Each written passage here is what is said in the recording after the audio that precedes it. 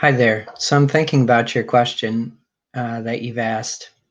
So the question faced with the need to deliver risk ratings for your organization, you'll have to substitute the organization's risk preferences for your own.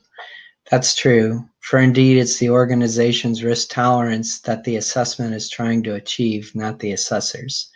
So obviously, you're going to need a risk based system framework that uses um, a objective risk scoring type system, like a FAIR system, is something that I'd reference. You're going to use that to assess the organization's risk posture along with the threat landscape. So part of what you're going to do is you're going to take each individual system that it has, whether it's a HRIS or an ERP system, and in conjunction with the IT manager, you're going to work to assess that particular system based on an objective risk measurement tool, right?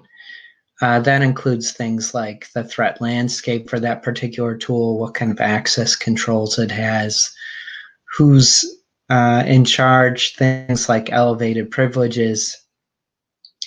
So each particular system is going to gain a rating based on that objective risk category that you've placed it into.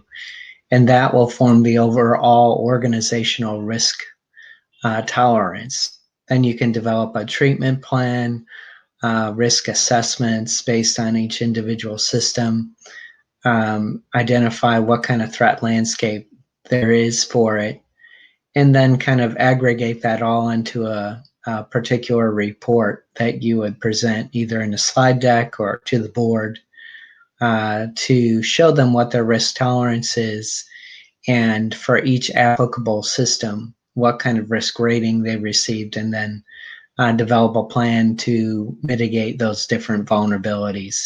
So I've worked in this field for the last 10 years, done various risk assessments on different systems, and determined next steps and a roadmap for how to meet compliance risk and governance controls.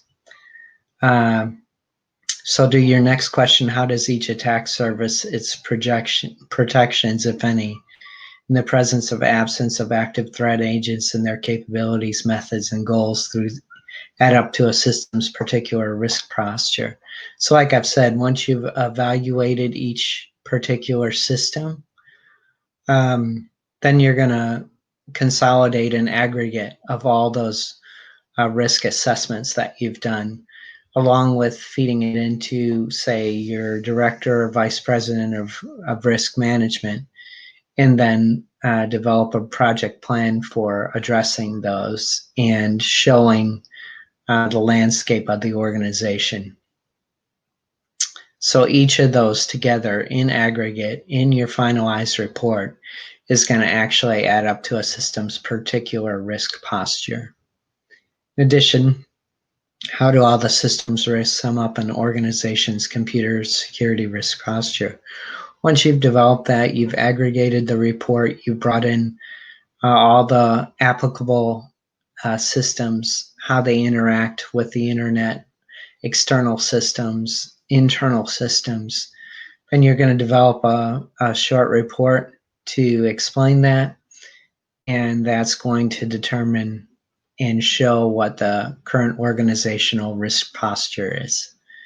So my recommendation is to do a project plan, look for those different systems, do particular systems assessments according to a framework, say through COBIT or ISO or NIST, and then extrapolate that risk framework out so that you see how it deals with a particular risk environment, and then you can show how the organization's risk treatment is going to affect the way you manage vulnerabilities in the future.